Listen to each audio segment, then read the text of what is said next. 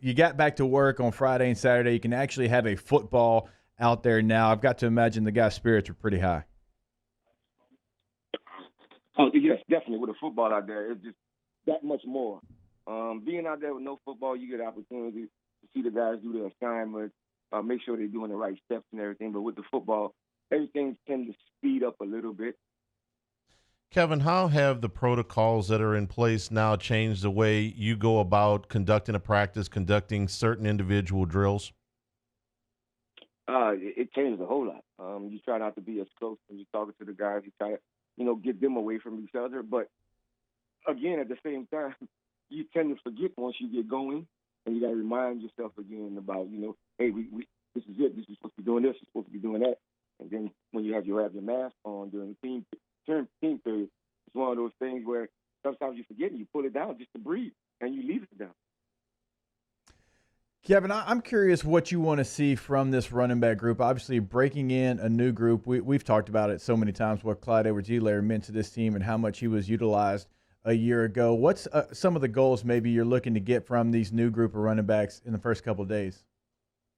Oh, small goals, Jacob, for them right now, because a lot of those guys haven't had many reps in a college football game. So it's more so get practice habits down, be more consistent as a football player, master your craft.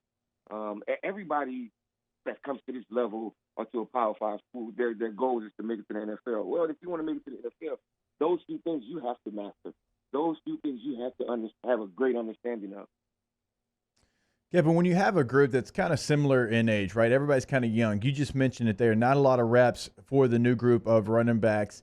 Is it, as a running back coach, do you try to force a leader from the group, or do you allow that to happen organically? Allow it to happen organically. You can't force the leader. You can talk to a few guys and let them know that, hey, look, you are going to be a leader of this group, but that's not going to, let's say, force the guy to be the leader. You let him know, hey, look, I'm looking at you to be a leader. I'm not telling you, but I'm looking at you to be a leader. And then that usually develops on its own. Kevin, how has this summer been different from a preparation standpoint for the guys, given, again, the protocols in place? Uncertainty. Uncertainty about if we were going to play. Uncertainty about, when we were going to get back together. Uncertainty about if we're going to play. It's still the ongoing effect, but at the same time, like I tell my guys, it's just like life. You never know what's going to happen. You have to be prepared for it. Control what you can control. Just understand that part. Catching up with Kevin Faulk here on Hanging with Hester and Hanny, and I would assume that's the deal, right? You have to stay ready so you don't have to get ready. The old Tommy Moffitt saying, because, regardless of what happens, you have to be ready. If they move a game, if they don't move a game, you have to prepare, and I'm sure that's your message to your guys, like, hey, we have got to be ready to play a game whenever they tell us to play. Well, that's definitely it. Just like the way the off season went, the season can go that way. Yeah. We can start and stop and start back up and stop again. You never know what can happen. That's just the way it's been. So we have to prepare that way.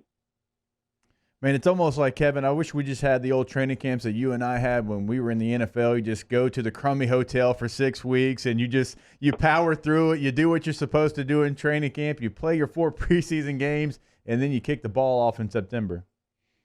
Well, this time, right now we're wishing that was like it was right now. But right now, it's one of those things we got to deal with, man, and, move forward. We'll make sure we're being safe and doing the right thing.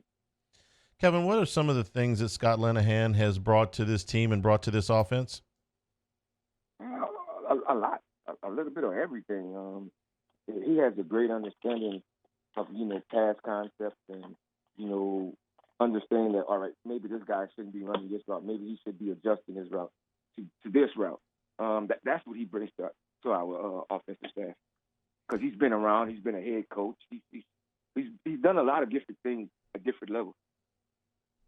Kevin, obviously when a lot of people think of you and they think of not only your LSU career but your professional career as well, third down back is something that always comes to mind. And we saw Clyde really thrive last year. He had 50 catches and tied the LSU record by a running back. And, this group of running backs you mentioned, trying to get reps, trying to gain experience out there. Is that something that y'all want to continue, having them out there with the receivers, those 2-man route combinations that worked so lethally last year? Oh, definitely, definitely. That was a major part of the running back game. That was a major part of our offense. As Clyde started developing, it didn't happen early on in the season. It started happening towards the middle of the season where the back really started getting involved in it, and it really opened up our offense a whole lot more with the tight end and the receivers. We know we had, receivers that could play and do all those things that he did last year. But for the back to come out and do what he did, that was awesome. Kevin, when you watch Myles Brennan right now, what stands out to you? Over the last couple of years, he's more in control, more in command, a lot more confident to lead the offense.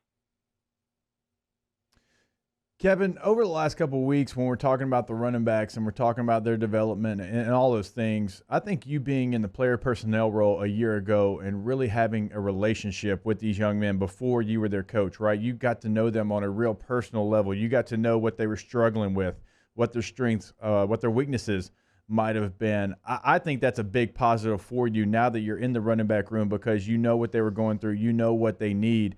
Is that the same feeling that you have? Oh, definitely. And it's with all the guys, not just the running backs, Jake.